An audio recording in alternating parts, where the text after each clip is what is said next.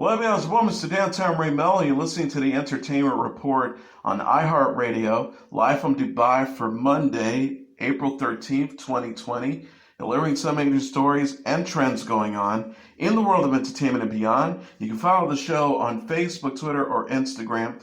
Facebook.com/Entertainment Report with Ray Melo, that's RAYMELO, on Twitter at The Enter Report, or on Instagram at The Entertainment Report. You can listen to the show anytime you want on iHeartRadio. Just go to iHeart.com or your iHeart phone app, search for The Entertainment Report, and they'll take you to the page. I hope everyone had a great Easter weekend.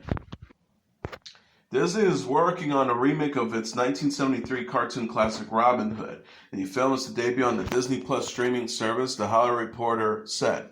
Variety said the photorealistic update will be penned by Lady of the Tramp scribe Carrie Grenland and directed by blind-spotting filmmaker Carlos Lopez Estrada. No voice casting has been announced yet. The original animated movie featured the literary characters Robin Hood, Little John, Friar Tuck, Maid Marian, and the Sheriff of Notting Hill as talking and singing woodland creatures in medieval England. Disney also recently remade its cartoons Lady and the Tramp, Dumbo, The Lion King, Aladdin, and Beauty and the Beast into live action and CGI hybrids. HBO Max assured its eagerly awaited Friends reunion special is still in the works, even though production has been postponed until the corona pandemic is over. The streaming service said on a statement Friday the special will not be available on the streaming service on day one of launch, but it's coming. The cast and producers are all very excited to go into production, as this will be the first time since the show ended that the whole cast will be together on the original set to reminisce. There are loads of great surprises in store and lots of rare behind-the-scenes footage they are eager to share. We will keep you informed as plans solidify and once we have a firm premiere date. HBO Max also emphasized the special is not a new episode of the beloved sitcom, but a panel discussion featuring Jennifer Aniston, Courtney Cox, Lisa Kudrow, Matt LeBlanc, Matthew Perry, and David Schwimmer as their real selves, talking about their time on Friends. The program, which was to be filmed on the show's former soundstage in California, was initially scheduled to premiere when HBO Max went live next month. All 236 episodes of the show, which originally aired from 1994 to 2004, will be available on HBO Max when the service launches. Amy Schumer and her husband, Chef Chris Fischer, are headed to cable TV with a new film cooking show the Food Network announced. The network said the show, tentatively titled Amy Schumer Learns to Cook, will feature the couple preparing dishes in their own kitchen at home. Schumer and Fisher, who married in 2018, will film the show themselves during the COVID-19 lockdown. Schumer said in a statement, Chris and I are excited to make this project with Food Network, combining our two passions. For Chris, it's cooking, and for me, eating. The show's first season will consist of 8 30-minute episodes, the Food Network said.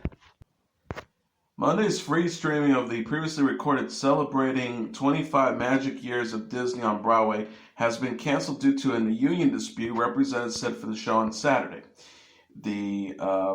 Disney said in a press release, Broadway Cares was unable to reach an agreement with the leadership of the American Federation of Musicians to permit the streaming of the previously recorded concert to take place as planned. Disney Theatrical Productions, SAG-AFTRA, and Actors Equity Association all granted the necessary permissions for the online fundraiser to go forward without additional fees, but unfortunately, American Federation of Musicians refused to provide the same consideration.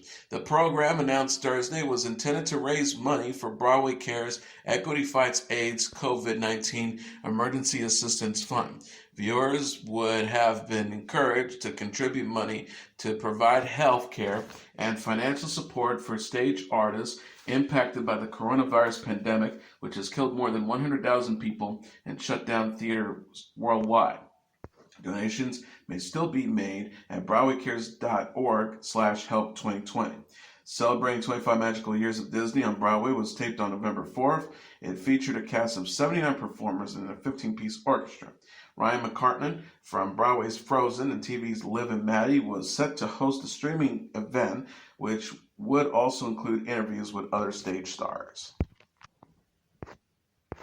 Tom Hanks hosted this weekend's edition of Saturday Night Live from his kitchen. Hanks said it's a strange time to be funny, referring to the social distancing practices currently employed to stop the spread of the COVID-19 pandemic. He says, I've been the celebrity canary in the coal mine for this coronavirus. And ever since I've been diagnosed, I've been more like America's dad than ever before, since no one wants to be around me very long, and I make people uncomfortable. Cast members of the sketch comedy series, which has been on hiatus since last month, also make comic contributions from remote locations. Michael Che and Colin Jost hosted the Weekend Update segment, complete with Alec Baldwin calling in, pretending to be President Donald Trump, and giving an update on the global health crisis. Pete Davidson performed a new rap song, and Larry David revived his Bernie Sanders impression to address the senator's recent decision to suspend his presidential campaign. Kay McKinnon imagined what Supreme Court Judge Ruth Bader Ginsburg might look like working out at home, and several cast members participated in a disastrous Office video chat parody.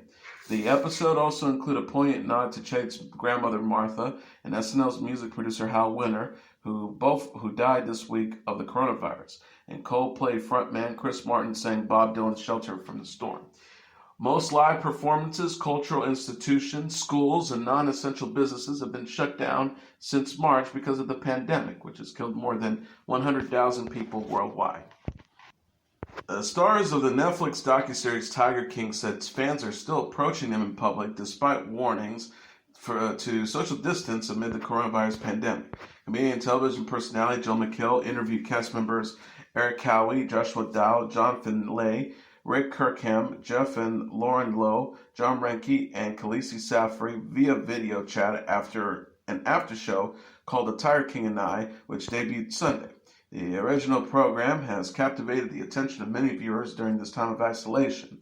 It follows Joe Exotic, a private zoo owner who kept hundreds of tigers before he was convicted in a thwart murder-for-hire plot against animal activist Carol Baskin. He is serving a 22-year prison sentence for that offense and various wildlife crimes. The popularity of the show has also led to a Florida sheriff reopening a cold case surrounding the disappearance of Jack Don Lewis, Baskin's former husband, who vanished in 1997. Tiger King co-star Safri said about his newfound fame because of the show, I was walking through Walmart on a late-night run. Should have only taken me 10 minutes. I stopped 3 times during the pandemic in Walmart. Ranky says they care about the COVID-19. They want to shake your hand, get a picture with you. It's pretty crazy. Carmen, who now lives in Norway, says, I can't even take a walk at the Forger without someone walking their dog pointing, going, that's him in Norse. You hear Tiger King if I walk through the mall. Kirkham also spilled some tea about Exotic, saying he isn't as brave as he wants viewers to think he is, offering as an example a stage scene in which the original show in which Exotic wrestles 2 tigers in a cage. Kirkman says the white one was blind and the other one is on tranquilizers. It's idiotic to think how he became the Tiger King when he's so terrified of big cats. Other zoo staffers were highly critical of Exotic too. Cowie said you couldn't talk to him without getting yelled at. He'd run people off in 20 minutes just by the absurdly crass things that would come out of his mouth. Cowie said also Exotic should remain in jail, predicting he's going to die there, so good riddance. Safri says he doesn't trust Exotic, but thinks there is some good in him. Safri says, I've seen him give the jacket off his back for people, and I think that wasn't highlighted enough in the show. Baskin, who did not participate in the after shows, told the Tampa Bay Times she feels the Tiger King filmmakers misrepresented her intentions to her and focused more on the colorful personalities in the captive tiger trade than on animal abuse, which is what she's wanting to spotlight. She said, I just feel so angry that people have totally missed the point, and the point is these cubs are being abused and exploited, and the public is enabling them. A reporter said during a COVID-19 briefing Wednesday during President Donald Trump, one of the biggest rating hits of the coronavirus, aside from these briefings, has been a show on Netflix called Tiger King. The reporter wanted to know whether he granted the permission being sought by Joe Exotic. Trump said, I'll take a look.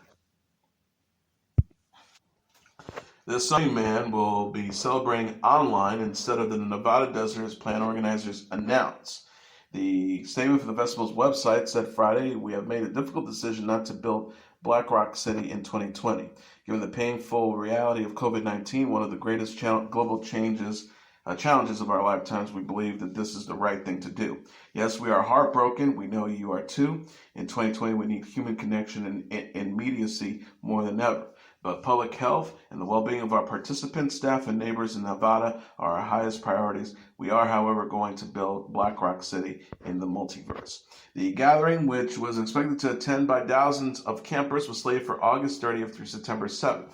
Artists and revelers are invited to participate in the event this year through a digital experience called Virtual Black Rock City 2020. The statement says, "We're not sure how it's going to come out. It will likely be messy and awkward with mistakes.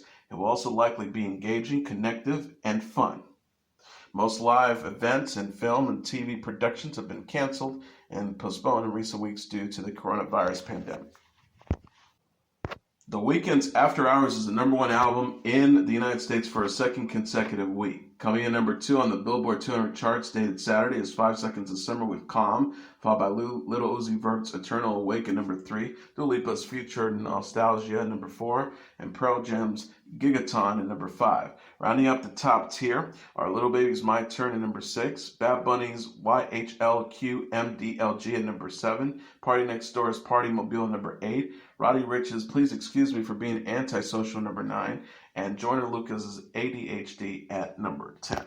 And that is your entertainment report for Monday, April 13th, 2020. I'm your host, Mr. Downtown Ray Melo. I'll be back tomorrow to deliver some major stories and trends going on in the world of entertainment and beyond. You can follow the show on Facebook, Twitter, or Instagram. Facebook.com/The Entertainment Report with Ray Melo. That's RAYMELO. On Twitter at The Answer Report, or on Instagram at The Entertainment Report. You can listen to this episode or any previous episodes of The Entertainment Report anytime you want on iHeartRadio. Just go to iHeart.com or your iHeart phone app, search for The Entertainment Report, and it'll take you to the page. Good night, and God bless you all.